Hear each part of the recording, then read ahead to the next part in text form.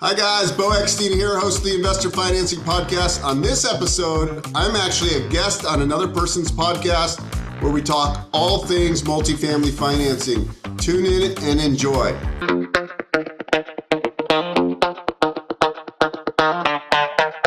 Thank you so much for joining me once again. My name is Ola Ibiwoye. I am the host and founder of Commercial Property Club podcast. Today, I have with me Beau Eckstein. I will dive into his biography a little bit before we start the show fully. He's done financing in residential as well as commercial financing. Operates consulting company that helps businesses own and grow their businesses and provide commercial mortgage advisory services. Just like I said, that's where we're going to dive in today.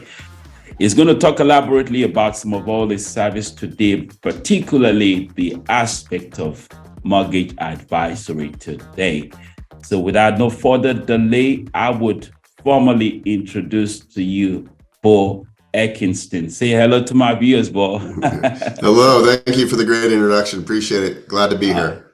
Awesome. So we talked about mortgage advisory, and today we know you, with your experience, you bring valuable knowledge on board today. So I am going to ask you, how did you get into real estate financing, the mortgage advisories of things? I always knew I wanted to be in real estate, and I just happened to, I didn't go to college. Yeah, I always knew I either wanted to be like in law enforcement, I wanted to be a detective, or I wanted to be in real estate. And I ended up just starting my career at 20 years old, working in the sales department of a mortgage company, residential mortgage company. And then just continued. As I got older, I realized that I like to learn. So I started teaching myself and learning from others on all facets of financing, and then I got into investing. And once you become an investor, then you learn about creative financing. So I put it all together to really, be able to provide value to people that want to work with me. Right? I get people that are first-time investors that want to buy a single-family home and rent it out as a short-term or mid-term rental. I got seasoned investors that buy $50 million buildings. So it just depends. I can help any business owner or real estate investor when it comes to strategic financing. Awesome. Isn't it amazing to have that foundational desire to go into a certain field, and you just make it happen for you at all costs, which was what you did. You just wanted to be in real estate, and you find yourself a mortgage company to work with, huh? Yeah, pretty much. It's, there's a lot of opportunities out there, and it's just, what I sell is money. And people need money to finance their business growth, to start a business, to buy an existing business. And as you get more seasoned in this, just as a real estate investor gets more seasoned in acquiring real estate, you figure out how to structure deals and make things work. And then you solve problems. Like just before we went live, I was talking to a good friend of mine who's got involved in a deal that went sideways on a 112 unit building. So he needs some bridge financing right now to get out of the trouble he's in. It wasn't his fault. It was the GP of the deal just totally screwed it up. So I got to come in and navigate and, put in a little over $3.5 million of bridge financing so they can stabilize the property. So whether it's an acquisition, it's a mid-construction project, there's always a way of figuring out how to get things done. Most things are financeable. So it's just a matter of getting the right fund or bank or credit union on board to provide the financing. Talking about that, being able to structure financing. So take us through about the nature and the cycle of a real estate finance. Sure. So on a purchase transaction, I get a lot of calls, a lot of booked appointments where people are like, hey, I'm looking to acquire, let's say, multifamily property. And they go, well, I need to get pre-qualified. Well, really, it's not about you being pre-qualified in the beginning. It's about the property being pre-qualified, the cash flow. Are you buying a stabilized asset, meaning is it 90+% occupied? Or are you buying something that is 70% occupied and it needs to be renovated? It needs a lot of CapEx. Mm-hmm. So we start with the property. And then when we're figuring out, well, okay, it's a stabilized property. It's running well. Occupancy's there. It's in a good, strong market. Then we go into the sponsor's background. Does the sponsor qualify for agency debt? Agency debt, typically you need to have experience owning and operating similar type of multifamily units. So you need experience. You need net worth equal to or greater than the loan amount for agency qualifications. And this could be anybody on the GP side. You might have 2 or 3 sponsors. And then you need to have at least 10% post-close liquidity for a stabilized asset. In that case, you can do agency debt, which is Fannie Mae or Freddie Mac. And then based on where it is, location, the sponsors, Freddie might make more sense or Fannie might make more sense for the deal. Okay. And then we take it out to the market through our agency partners, and then we get pricing and we quote the deal out. Now, if it's a bridge loan, meaning it's not stabilized, then we look for the right bridge lender. And we're going to kind of look at the same stuff. Is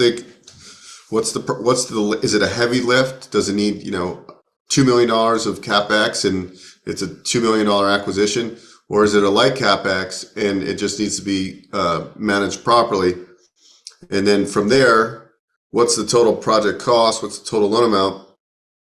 And there's different buckets. There's bridge lenders that specialize in loans $2 million and less, 2 to 5 or 2 to 7 million. And then the big bridge lenders that they want to do only deals that are 10 to $80 million type of transactions. So you got to find what bridge lender to do the certain aspect. And also leverage. Some bridge lenders are lower leverage but better rates. Then there's some more aggressive bridge lenders that will do 85% of purchase price and 85% of CapEx. So 85% of total project costs. It's pretty aggressive, right? So the sponsorship team needs to bring in or raise 15% of total project costs for something like that. So there's all different buckets of lenders. And then, of course, if it's a stabilized property and you don't meet agency qualifications and you can't put the team together, then that's when we take you out to the bank and credit union markets. So we have a platform where we have a couple hundred banks and credit unions nationally. So we put the deal on the platform and then we get multiple quotes for our borrowers. So we've streamlined the process. Before, I had a client, let's just say he didn't meet the requirements of agency debt because he didn't have the experience, but he was buying a 20-unit property in Tennessee. The property, the cash flow was there, the DSCR, the debt service coverage ratio, everything was there except the experience. So I was able to find a local credit union in the market, close the deal at better terms with the credit union than actual agency debt. Now, the downside of the deal was the amortization wasn't 30, it was 25. Okay. There was no prepayment penalty, which was an advantage. So a lot of times, agency isn't the best because they have usually a 5-year prepayment or yield maintenance agreement in place. So we look at the deal, we look at, is it going to be a quick turn? Are you going to look to do a cash out refi in a few years? So we want to make sure we know what bucket to put the deal in. And is it a bridge deal? Could it potentially be a HUD deal, which is another bucket, right? And so there's all these buckets. So what we do as commercial mortgage advisors is really assess this quickly. We're asking these qualifying questions. We're getting copies of the trailing 12-month profit and loss statement, rent roll, a little bit about the CapEx work they're going to be doing, and then sponsor's resume. What other buildings do you own? That kind of stuff. And then obviously a PFS for each of the sponsors, which is a personal financial statement. Awesome.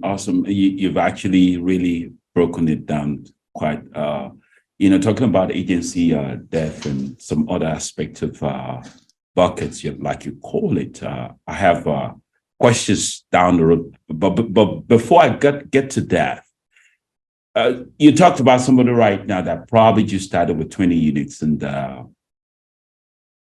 sometimes. What are they getting into? How do you source for real estate financing as an investor in the process of buying probably maybe as much as 100-unit building apartment? How do you go about sourcing the debt? Well, my advice would be to talk to somebody like me, whether it's me or somebody that works at a big, capital advisory firm. and tell them what you're looking to do and what kind of asset you're looking for. And as the sponsor, when you're going to do this, just know typically we're going to want a T12, trailing 12-month P&L, rent roll, offering memorandum if there is one on the property, or marketing brochure. And then we're going to need the sponsorship information. Once we have those few documents, we can quickly assess what makes the most sense for this deal, on this 100-unit deal. Is it stabilized? Is it, are they doing, is it, a 1970s and it needs full improvements, and then we're going to do a heavy CapEx, interior remodels and stuff. And then that's when we assess, okay, maybe a bridge to agency product. So there's agency lenders that also, they offer what we call bridge to agency. So they underwrite from an agency perspective, and they also provide the bridge financing. So that's like an all-in-one. The downside of a bridge to agency lender is they scrutinize a little bit more than the typical just standalone bridge lender. So we look at all those aspects, but really it just starts with a conversation, to be honest with you. This is what we're looking to do.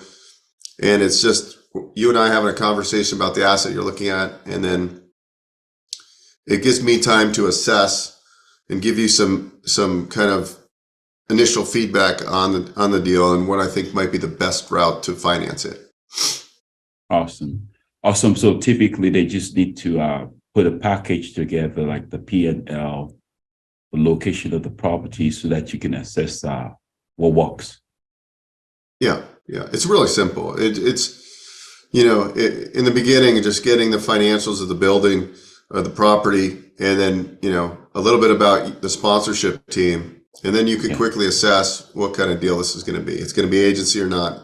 Is it going to be a bank or credit union deal? Sometimes on syndication deals, the way they structure all the operating agreements and stuff, some banks and credit unions don't like the syndication model. So you just got to know how to navigate the particular, how the capital is being raised, and the current in place debt coverage, and then what the stabilized value is going to look like. So on high leverage bridge financing, for example, they can do as high as 85% of the acquisition price and 85% of the CapEx. Okay, they usually say we can lend as high as that, so you only need to bring in 15% of the total project cost. However, they're going to get an MAI appraisal, which is just a commercial appraisal, and they're going to appraise it as is, what the as is value today is, and then what is the stabilized value. And as long as the total gross loan amount is less than 70% of the stabilized value, what it's going to be worth when it's stabilized, then we could do 85, which is very high leverage.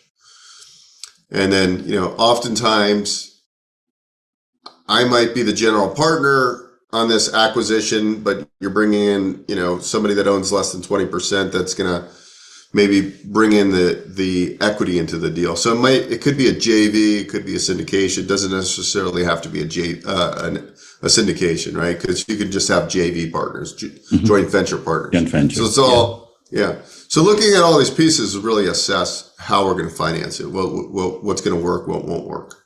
Okay. Awesome. Talking about secondary mortgage markets, like the agency loan you're talking about, Fannie Mae and Freddie Mac. Can you explain roles in today's apartment financing? Can you break it down much more on today's when you look at today's financing? Yeah, I mean, really. So we talked about the general qualifications. If your sponsorship team meets those general qualifications, the advantages of Freddie versus Fannie, it depends. Freddie seems to be a little bit more aggressive at some points. And then also, what is the plan of the property? What's Freddie Mac has more of a kind of they call it the Freddie Mac floater program, where you can only get a 1-year prepayment penalty. So you can almost use it like a bridge product.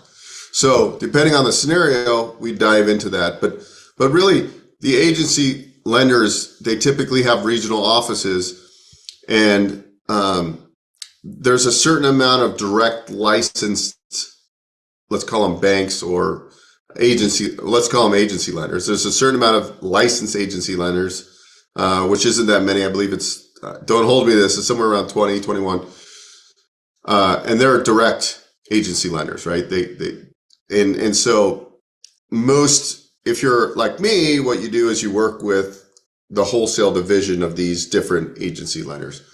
So we know when we get a deal, we're looking, does it make more sense? Is the property contiguous? So sometimes we'll get, it might be a couple buildings. It could be a portfolio of 3 or 4 different multifamily properties. So that's all going to play in. And is it affordable housing? Is there any covenants on the property? So those are the things that might make sense to go Fannie or Freddie based on those scenarios. It's really deal specific, which might be a better fit. Deal specific. But yeah, but really, the other thing is too is the market itself. Is it a larger MSA or is it more of a tertiary market? And when we say tertiary market, that means it's more of like a bedroom community, right? It's only got a population of 25 or 35,000 people. It's not a very big city. And then also, these lenders all have different tastes in their mouth about different locations, right? Some markets they might have had a deal that went sideways in the tertiary market, so that lender is not going to be interested in that market. A lot of times in these smaller tertiary markets, it's hard to find comparable sales because there's not too many 50 or 100 unit buildings in this market, right? And so these are all the things that we have to worry about. And that's why sometimes, even though you have the experience, that agency debt might not be the best. And we might take it to a local credit union or bank for the fact that they know the market. And it's, they like the small community because that's where their bank is, their credit union is. And so sometimes that's the difference. Also, sometimes I like to go credit union debt instead because it doesn't have prepayment penalties, right? And so instead of being trapped into a deal for 5 years, and when you're paying yield maintenance and all of a sudden year 3, there's a big uptick in appreciation, you forced a lot of value into the building, and now you want to refinance, but your prepayment penalties, several $100,000. So that's why we look at the full equation. Now, agency debt is non-recourse. So a lot of syndicators who are raising big amounts of money, they don't want to personally guarantee. Now there are what we call bad boy carve-outs, meaning if there's certain frauds committed or whatever, it's going to be recourse debt. But all in all, agency debt is non-recourse. Same thing with HUD debt; it's non-recourse debt. So that's why a lot of the bigger sponsors want to go agency because it's amortized over 30 years. It's non-recourse. Yeah, if that makes sense. Yeah, awesome. Looking at your biography, which you already even alluded to, your network of connection when it comes to lending, private partners as well as institutional partners also too. What other source of fundings, both maybe institutional or non-institutional, is available to finance apartment projects that maybe have that I want to talk about? Sure. So it's really, there's some USDA products for rural properties. Okay. So if it's in an area where the population is less than 50,000 and it's designated rural, you can do some USDA. I don't do a lot of USDA, but it is available. You have obviously Freddie and Fannie agency. You have HUD, and you have bank, credit union, debt, and then you have all sorts of various forms of bridge debt. And then you have pref equity, which is preferred equity, which goes in the capital stack. Okay. And then if you're doing development deals, you can do senior debt with what's called C-PACE if it's eligible. And C-PACE is, it's approved in about 20 markets right now, and that goes in the capital stack. So a lot of developers use C-PACE because it's like pref equity. It requires the developer to come in with less money. So that's why they put C-PACE. It incentivizes, it's a state approved. So in like California, for example, you can do C-PACE. So let's just say I'm building a $20 million apartment. I get 65 or 70% LTC, which is loan to cost from the bank. And then I get in the capital stack, I put C-PACE for maybe 15 or 18% of the total project cost. And now the sponsor only has to come in with a lot smaller margin. So the C-PACE, what it's really designed for is for the good of the world and the environment, because C-PACE financing finances green eligible items like LED lighting and certain foundations and energy efficiencies essentially. But developers like it too, because it means less capital raise and less equity into the deal, which usually means higher ROI for the investors. So there's all these components. So pref equity comes in typically when you're getting some senior financing, but you're short and you're not going to raise it through a syndication. You sometimes will bring in a pref equity piece, which is these large conglomerate companies that come in and they'll take a share of, it could be in the form of debt or equity, or a combination of both. So there's also in certain areas, there's new market tax credits, there's historic tax credits. There's a lot of ways that on these bigger projects, you're able to get the financing structured, what we call the total capital stack, the capital stack of the deal, senior debt, junior debt, tax credits, C-PACE potentially. So you can really structure this. And that's what the really experienced ground up developers start doing is they piece these financing capital injections together to create a high leverage financing package. Awesome. Thank you. You talk about HUD. The hikes in rates right now, HUD is much better, I would say. So can you elaborate more about HUD financing? Yeah, so HUD advantages are fixed rate, 35-year amortization. On construction projects, it's 40 years. So, and the rate's fixed for the whole time. So it's not like a 5-year fixed amortized over 35. It's like a straight 35-year fixed rate. So back in the lowest points, you could close these deals in the high twos. That was, many moons ago now, but the point is HUD is very good for a lot of developers use HUD for construction projects, because you can't beat the financing. No. The downside of it is you got to be experienced developer, and also they use, like when you're building these ground up projects, they use it's called Davis-Bacon Prevailing Wage Act. So in high cost markets, HUD doesn't work really well for ground up construction projects. So there's all these caveats, but for most developers in like kind of the Midwest markets, the lower cost areas, HUD seems to work very well. And where else can you get, 40-year amortization fixed at, better rates than market? Yeah. And you can only take two distributions, two annual distributions a year. So if you're syndicating a deal, you can't pay your investor quarterly. There's annual reporting that's required with HUD. So it's a lot more labor intensive, but it does fill the void in certain instances. You can do very high leverage financing. There is also even higher leverage financing if you're doing affordable housing. You can work in tax credits. So that's why a lot of the larger kind of affordable housing projects or, certain markets make more sense for HUD. So it really depends on the deal, but I would say it's not the best product that's going to work for somebody that doesn't have experience. You have to be an experienced developer, I think, for it to really work for you well. Okay. Great. Awesome. And that leads me to the next question about in terms of financing right now. We all know what's out there in the capital market. What makes sense in apartment investing right now for apartment investors? Ground up development project or cash value add projects? Right now, I'd say value add projects. I would say there's a lot of people that got in over their heads.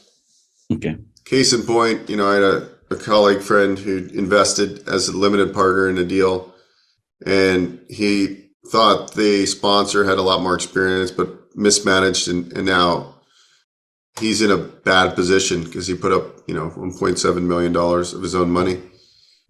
So those type of deals, he can fix the problem because he's well capitalized. But a lot of people,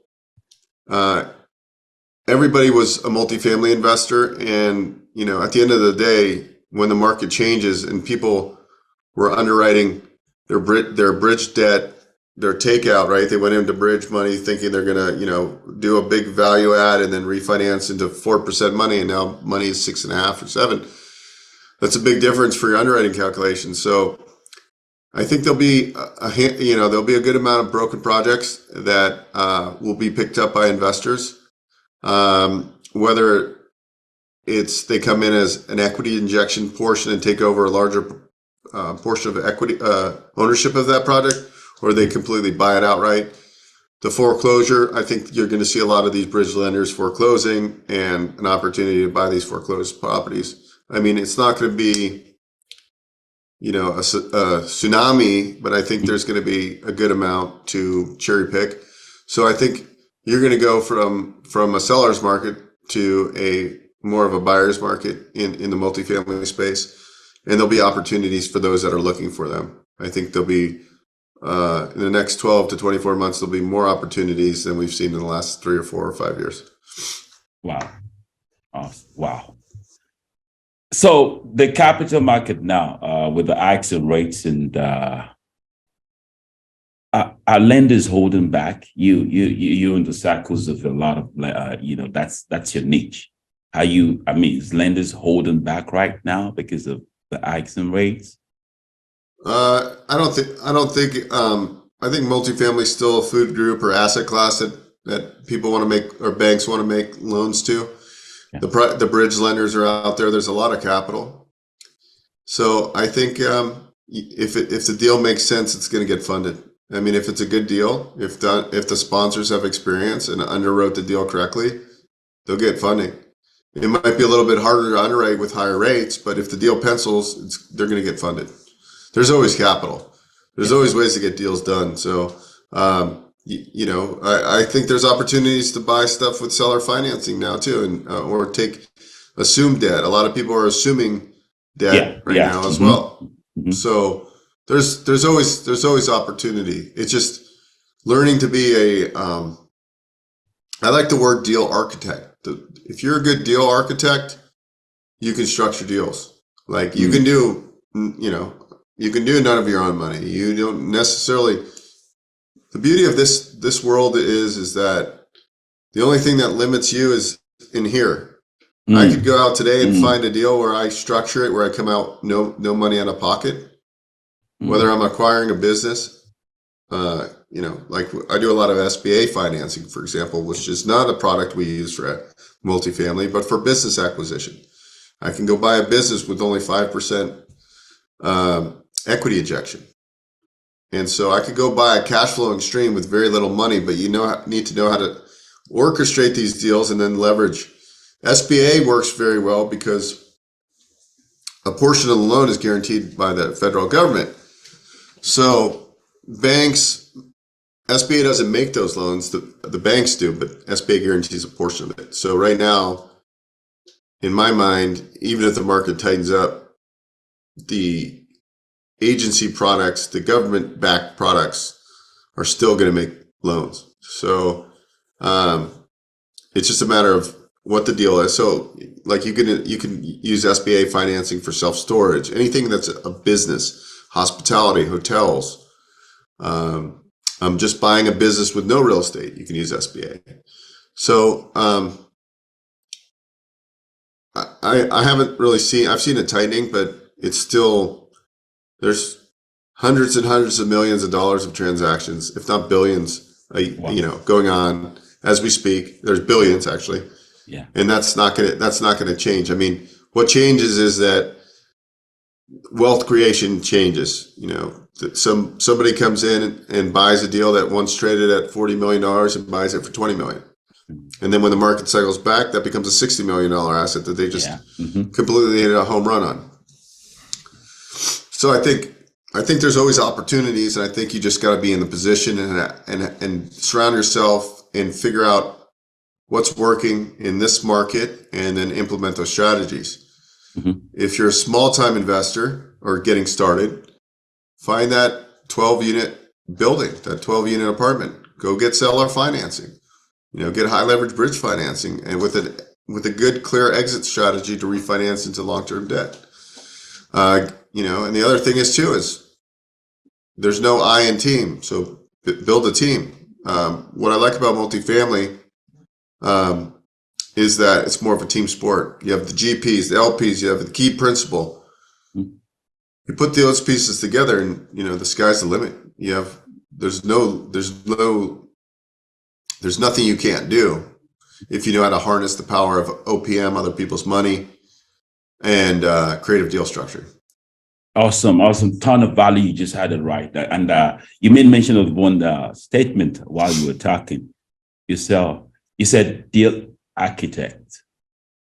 I believe that structuring of a deal, being able to be innovative in terms of creating deal structure. Can you elaborate more about that?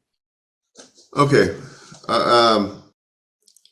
So let's say I was buying a self-storage facility, okay? And I'm using SBA financing. Okay. On a business acquisition, I can get up to 90% of the total project cost financed from the bank via a SBA 7A or an SBA 504. They're two different SBA products. Okay. So I'm going to use this as a 7A. I'm buying this self-storage facility for $2 million, right? So that means I need to bring in 10% of that $2 million. Okay. And when we talk SBA, we're talking total project cost. So it's acquisition prices, any CapEx, working capital, that can be all financed. So the total project cost is $2 million. So I need to bring in 10%. 10% of $2 million is $200,000. I don't have the $200,000. I asked the seller, will you leave 5% on standby? Meaning, it's like a seller carry, except they can't get monthly payments. It can accrue interest. They're essentially leaving 5% of their equity in the deal. Now I have to come in with $100,000 to close this deal. I'm buying this 100-unit self-storage facility for $2 million. I'm getting the seller to carry back 5% on standby. So now I need $100,000. I go to you and I say, listen, I want you to own 19% of this self-storage facility. You come in with $100,000 and you're an equity partner. You don't have to go on the loan and you don't have to guarantee the loan. You become 19% owner of this self-storage facility. It gets underwritten, it gets approved. We close. I came in with none of my money. I own 81% of this self-storage unit facility. Wow. That's a little bit of deal architecture. Wow. You can do that for seller financing. You can do that with equity partners, OPM. You put it all together, and then the goal is like karate, right? You have belt system. You start with a white belt, blue belt, purple, brown, black. And So you the scale goal up. right. The goal is for everybody to become a black belt in deal architecture. Once you're a black belt in deal architect, you can go in a deal and figure out how to solve the problem and create a bunch of money for yourself and for your partners. So that's the most important thing to do.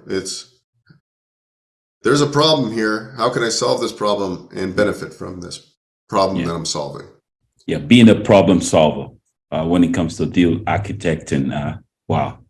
Ton of value. Yeah. So what can you say best practices for apartment investors to make sure that they get funded for their projects? I'm sure you've done that over the years, that you've come out to maybe 10 steps, 12 steps of working with investors that this is the best way you guys can come up with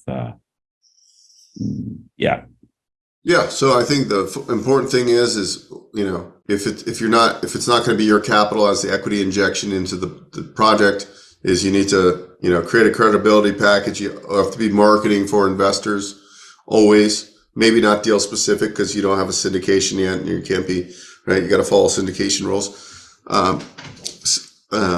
But you're building a base of investors and joint venture partners, and then you're developing your underwriting skills yourself. So you learn from a mentor, and whether that's online or in person, you constantly educate yourself on how to underwrite these deals and get good on a some kind of spreadsheet analyze deal tool.